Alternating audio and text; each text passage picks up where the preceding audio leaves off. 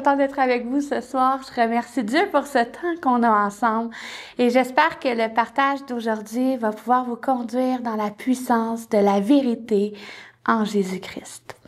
Donc, le partage d'aujourd'hui est le fruit d'une lecture vraiment inspirante que j'ai faite dernièrement et dans un souci d'intégrité, je vais mettre en commentaire la bibliographie de celui-ci. Ce qui est encore plus grand au travers du partage de ce soir, c'est que Dieu a continué d'œuvrer par son esprit d'une façon vraiment puissante et transformatrice dans mon cœur et j'espère que ça va être le cas pour chacun d'entre vous ce soir également. Donc, je vous conduis dans le livre des Actes des Apôtres. Lorsqu'on regarde au commencement du livre des Actes, on comprend que la nouvelle communauté est conduite par le Saint-Esprit de Dieu. Et c'est la présence de cet esprit-là qui assure le bon fonctionnement. Ainsi, nous comprenons que le don du Saint-Esprit assure l'unanimité. Il assure l'unité entre eux. À la lecture du texte des Actes, tout me porte à croire que l'adversité se trouve à l'extérieur du groupe. On voit des signes, on voit des miracles, on voit les disciples remplis de l'Esprit qui prêchent la bonne nouvelle partout. On assiste vraiment aux prémices de l'Église de Christ. Pierre et Jean sont arrêtés, mais ils sont tellement remplis du Saint-Esprit qu'ils rejettent complètement l'interdiction de prononcer le nom de Jésus. L'intimidation et les pressions n'ont pas raison d'eux. Et une fois qu'ils sont libérés, ils retournent vers les leurs. Puis ils s'unissent ensemble d'une même voix. On peut lire dans le texte que dans leur prière, ils nomment que les autorités de ce monde se sont levées contre Dieu et contre son oint. Et ils demandent à Dieu de leur donner, d'annoncer la bonne nouvelle avec assurance. Leur prière est si puissante dans le lieu où ils étaient que le lieu tremble. Ils furent tous remplis de l'Esprit et conformément à la prière qu'ils avaient faite, ils annoncèrent la parole de Dieu avec conviction et assurance. Dans Acte 4, à partir du verset 32, lisons ensemble la version Louis II. La multitude de ceux qui avaient cru n'était qu'un cœur et qu'une âme. Nul ne disait que ses biens lui appartinssent en propre, mais tout était commun entre eux. Les apôtres rendaient avec beaucoup de force témoignage de la résurrection du Seigneur Jésus. Et une grande grâce reposait sur eux tous. Car il n'y avait parmi eux aucun indigent. Tous ceux qui possédaient des champs ou des maisons les vendaient, apportaient le prix de ce qu'ils avaient vendu et le déposaient aux pieds des apôtres. Et l'on faisait des distributions à chacun selon ce dont il avait besoin. Joseph, surnommé par les apôtres Barnabas, ce qui signifie fils d'exhortation, lévite, originaire de Chypre, vendit le champ qu'il possédait, apporta l'argent et le déposa aux pieds des apôtres. Là, il y a beaucoup de choses que j'ai à vous dire là-dessus. Beaucoup trop probablement pour le temps qu'on a ensemble ce soir. Mais j'ai ressorti du texte quelques points. Ce que j'ai ressorti, c'est d'abord qu'au milieu d'eux, il n'y avait aucun indulgent. Personne ne manquait de rien. Ça veut dire qu'ils s'occupaient de veiller les uns sur les autres. C'est bien représenté à l'intérieur du texte que l'égalité, elle est importante. Le message qui est passé ici, c'est qu'il n'y a pas d'indigents. Il n'y a personne qui va manquer de rien parce que nous sommes désormais ensemble. Et je pense vraiment que l'idée derrière ce texte-là, c'est l'unité. Un autre élément que j'ai soulevé, c'est qu'on nous parle de Barnabas. Barnabas est un personnage qui est clé dans les premiers temps du christianisme et un compagnon de l'apôtre Paul. Son rôle est particulièrement important parce qu'il jouait le rôle de médiateur entre Paul et les apôtres. Et ce qui est tout aussi important, c'est que la Bible nous dit qu'il est lévite originaire de Chypre. Et cette information-là, elle n'est pas sans importance parce qu'elle nous démontre le contexte de la nouvelle communauté. Un Lévite originaire de Chypre, au temps de Jésus, était un membre de la tribu de Lévi, chargé de responsabilités religieuses. Il pouvait être impliqué dans la vie religieuse juive, notamment en se rendant à Jérusalem pour accomplir des devoirs religieux ou participer aux festivités liées au temple. Selon ma compréhension, le texte nous dit que Barnabas était vraiment là par choix. Il avait choisi de laisser la religion, l'instruction et tout ce qu'il avait connu afin de suivre pleinement Jésus. Tout ce contexte-là se fait volontairement et d'un commun accord. À ce moment-là, il n'y a aucune loi qui est écrite. Nulle part dans le texte, on peut lire qu'il y a une loi qui parle de la distribution des biens ou encore moins du partage équitable de ceux-ci. Ils avancent ensemble, unis, dans la même direction, dirigés par l'Esprit de Dieu. Et voici qu'on arrive à Acte 5. Lisons ensemble. Mais un homme nommé Ananias avec Saphira, sa femme, vendit une propriété et retint une partie du prix, sa femme le sachant.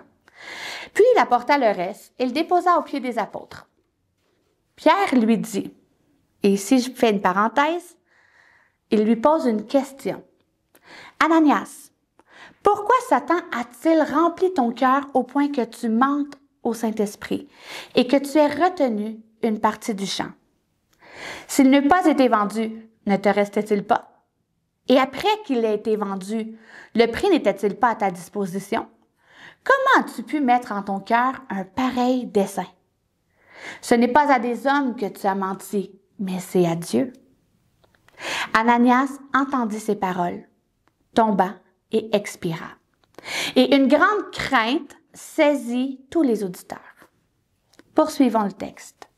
Les jeunes gens s'étant levés, l'enveloppèrent, l'emportèrent et l'ensevelirent. Environ 3 heures plus tard, sa femme entra, sans savoir ce qui était arrivé. Pierre lui adressa la parole. J'ajoute à nouveau la parenthèse. Il lui posa une question. « Dis-moi, est-ce à ce tel prix que vous avez vendu le champ? » « Oui, répondit-elle, c'est à ce prix-là. » Alors Pierre lui dit, « Comment vous êtes-vous accordé pour tenter l'Esprit du Seigneur? Voici, ceux qui ont enseveli ton mari sont à la porte, et ils t'emporteront. » Au même instant, elle tomba aux pieds des apôtres et expira. Les jeunes gens, étant entrés, la trouvèrent morte. Ils l'emportèrent et l'ensevelirent auprès de son mari. Verset 11. Une grande crainte s'empara de toute l'assemblée et de tous ceux qui apprirent ces choses. Et moi, je pense que cette crainte-là, c'est la crainte de Dieu. Nous pouvons comprendre dans le questionnement de Pierre que rien n'obligeait, je recommence celle-là. Nous pouvons comprendre dans le questionnement de Pierre que rien n'obligeait le couple à vendre leurs biens. On peut d'ailleurs supposer qu'il aurait pu vendre le champ et dire « Voici, j'ai vendu mon champ tel montant et je mets à la disposition de la communauté tel montant. » Et c'est ça qui a porté ma réflexion vers ce qui a bien pu se passer dans le cœur d'Ananias pour qu'il agisse de cette façon-là. Parce qu'au fond, chacun d'entre eux était animé de l'Esprit du Dieu vivant, en se mettant en accord dans la distribution des biens. C'est à l'Esprit Saint qui était soumis.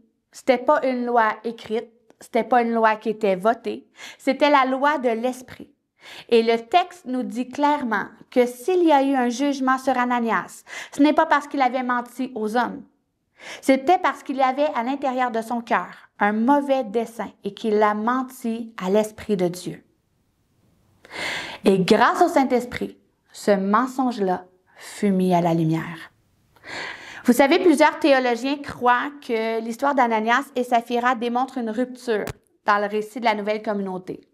Mais moi, je crois de tout mon cœur que ce récit-là veut démontrer la puissance que Dieu veut exercer dans son Église, la puissance que Dieu veut exercer dans son peuple aujourd'hui, en 2025. Et par la foi, je vais ajouter la puissance que Dieu veut exercer parmi son peuple au carrefour chrétien des Mascoutins, au nom de Jésus.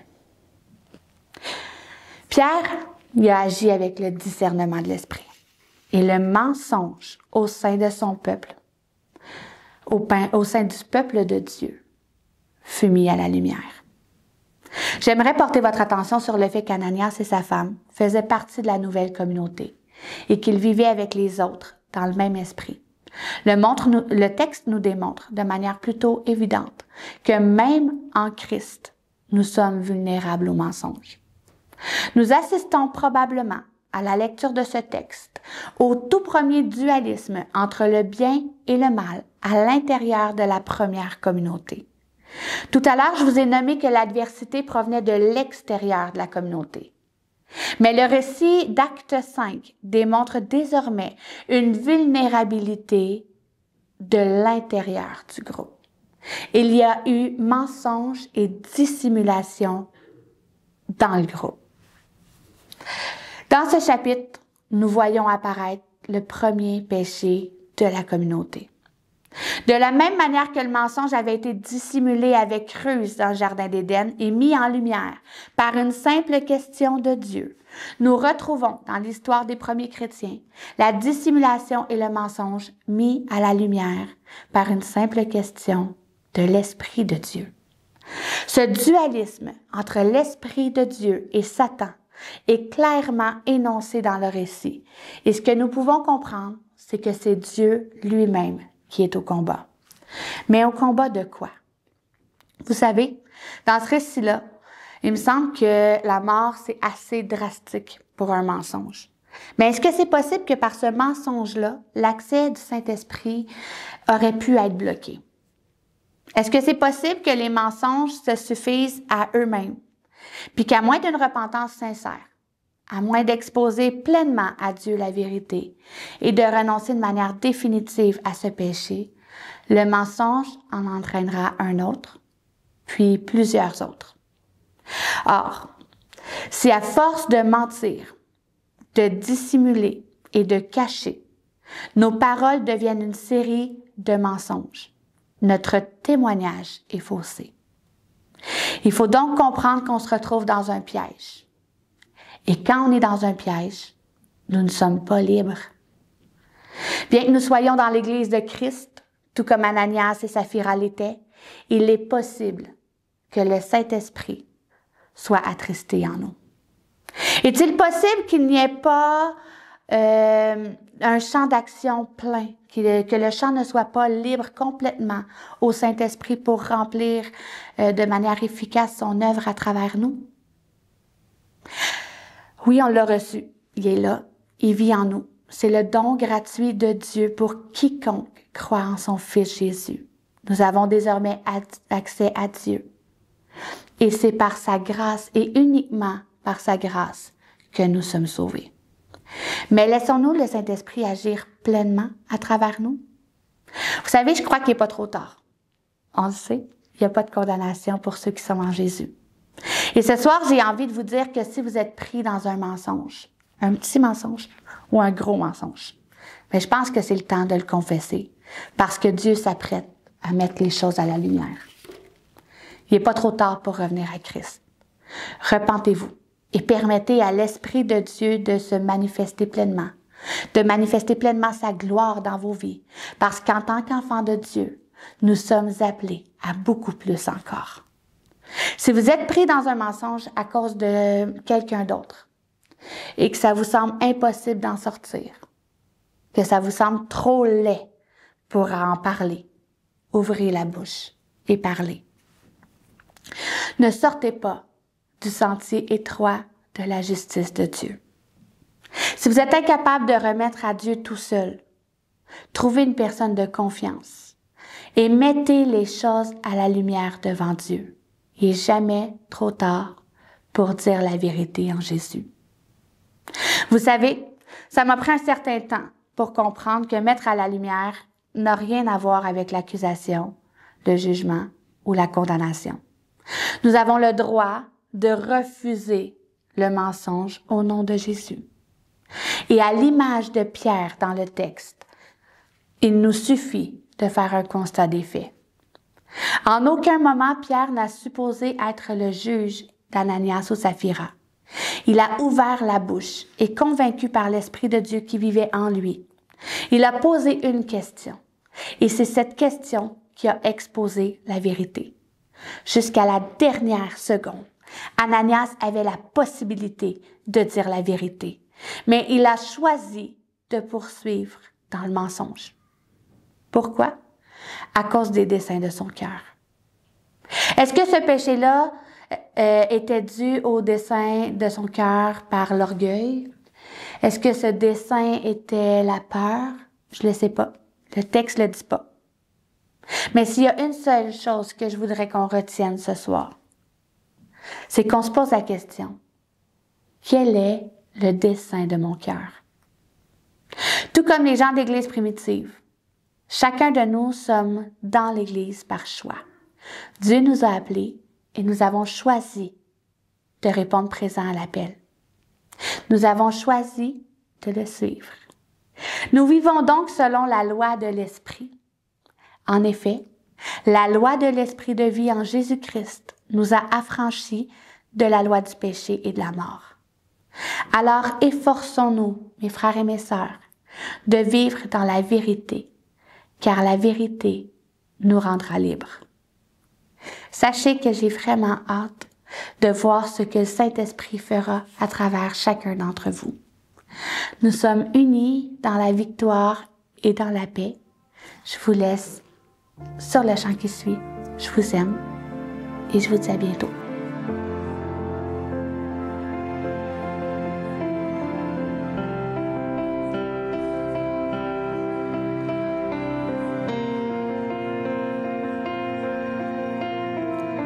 Me voici à genoux devant toi, j'abandonne tout, j'abandonne tout. Mon seul désir, alors que tu m'attires, c'est d'être avec toi. C'est d'être avec toi. Je m'abandonne.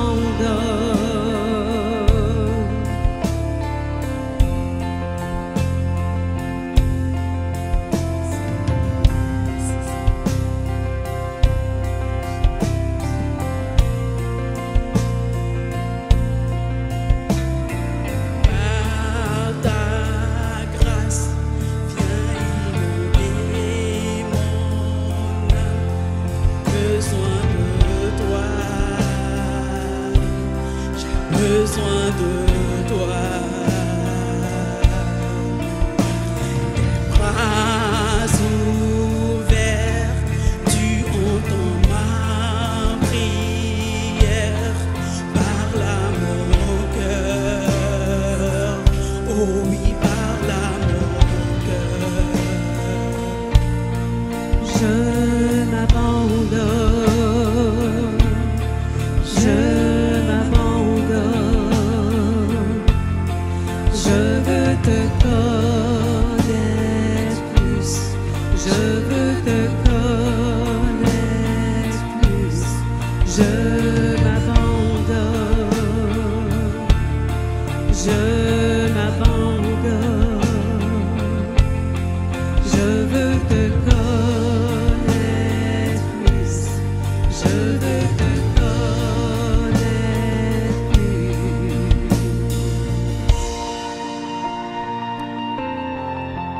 Jésus, on veut s'approcher de toi. On veut te connaître plus, Seigneur.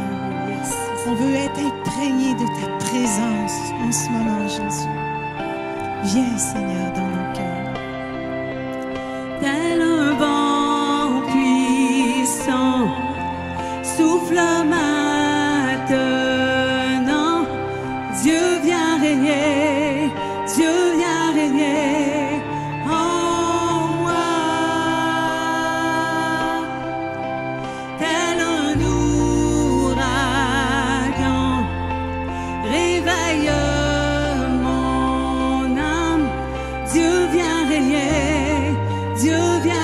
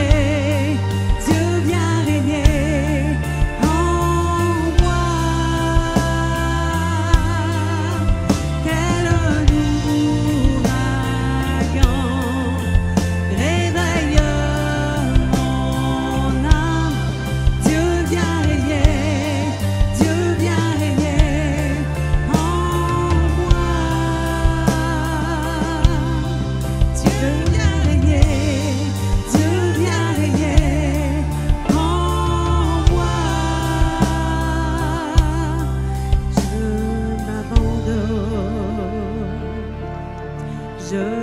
m'abandonne, je veux te connaître plus, je veux te connaître plus, je m'abandonne, je m'abandonne, je veux te connaître plus, je veux te connaître plus encore. Je m'abandonne, je m'abandonne, je veux te connaître plus, je veux te connaître plus. Alléluia, merci Seigneur Jésus. Alléluia, que c'est entre tes mains, Seigneur, qu'on s'abandonne, Seigneur. Qu'on abandonne toutes choses, tout ce qui est un fardeau pour nous, tout ce qui ne va pas bien. Alléluia, Seigneur, on peut déposer au pied de ta croix, Seigneur. Puis, Éternel, tu nous donnes la force, Seigneur. Tu nous relèves, tu nous fortifies, Seigneur. Merci, Seigneur, qu'en s'abandonnant à toi, Seigneur, c'est toi qui nous relèves, Seigneur. Alléluia, merci, Seigneur, de ce que tu fais en ce moment, Seigneur. De ce que tu réponds, Seigneur.